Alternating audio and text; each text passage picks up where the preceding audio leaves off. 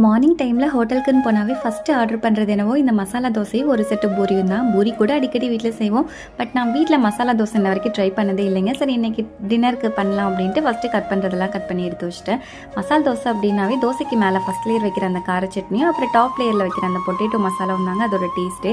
First கார சட்னிக்கு பார்த்திங்கன்னா 2 பெரிய வெங்காயம், ஒரு தக்காளி, ஹீட் வாட்டரில் ஊற வச்சு ஒரு 2 வரமிளகா, 4 பல்லு பூண்டு, இது நல்லா வறுத்து அரைச்ச கார சட்னி ரெடிங்க. நெக்ஸ்ட்டு பொட்டேட்டோ மசாலாவுக்கு நார்மல் பூரி மசாலா மாதிரியே தாளிச்சு விட்டுட்டு மல்லித்தூள் மட்டும் ஒரு 1/2 ஸ்பூன் போட்டால் போதுங்க. மசாலா ரெடி.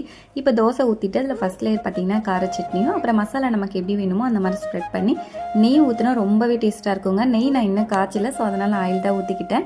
ஸோ அப்படியே ஒரு சைடாக மட்டும் திருப்பி போட்டால் மசாலா தோசை ரெடிங்க. அப்படியே கடையில் சாப்பிட்ற டேஸ்ட் இருக்கும். நான் இட்லி மாவு பேட்டரில் தோசை ஊற்றினால ரொம்ப ரோஸ்ட்டாக வரல. நீங்கள் மசாலா தோசைக்கு அப்படின்னா தனியாக தோசை பேட்டர் 2 கப் இட்லி அரிசிக்கு 1 கப் உளுந்து போட்டு அரைச்சி அதில் தோசை ஊற்றி பாருங்கள். அப்படியே கடை ரோஸ்ட் மாதிரியே வருங்க. ட்ரை பண்ணி பார்த்துட்டு சொல்லுங்கள்.